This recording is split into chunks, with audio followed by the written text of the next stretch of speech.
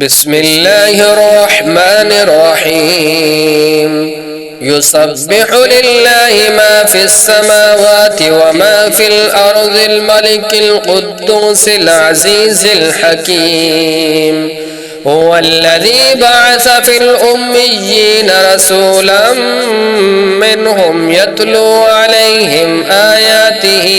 ويزكيهم ويعلمهم الكتاب والحكمة وإن كانوا من قبل لفي ضلال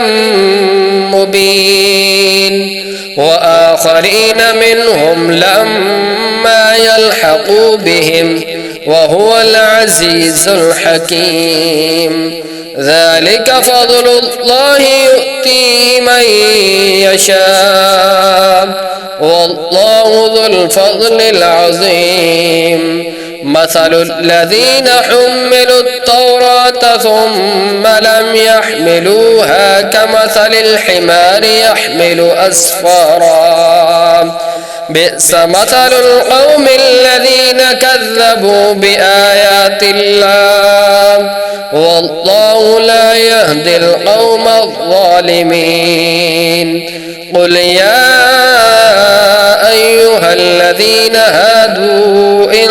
زعمتم أنكم أولياء لله من دون الناس فتمنوا الموت إن كنتم صادقين ولا يتمنونه أبدا بما قدمت أيديهم والله عليم بالظالمين قل إن الموت الذي تفرون منه فإنه ملاقيكم ثم تردون إلى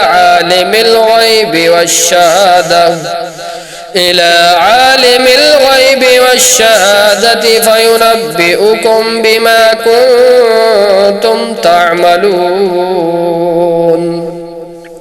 يا أيها الذين آمنوا إذا نودي للصلاة من يوم الجمعة فاسعوا إلى ذكر الله وذروا البيع ذلكم خير لكم إن كنتم تعلمون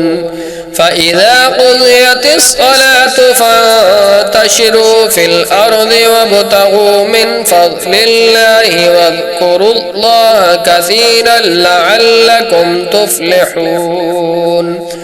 وإذا رأوا تجارة أو لهوا انفضوا إليها وتركوك قائما قل ما عند الله خير من اللهو ومن التجارة والله خير الرازقين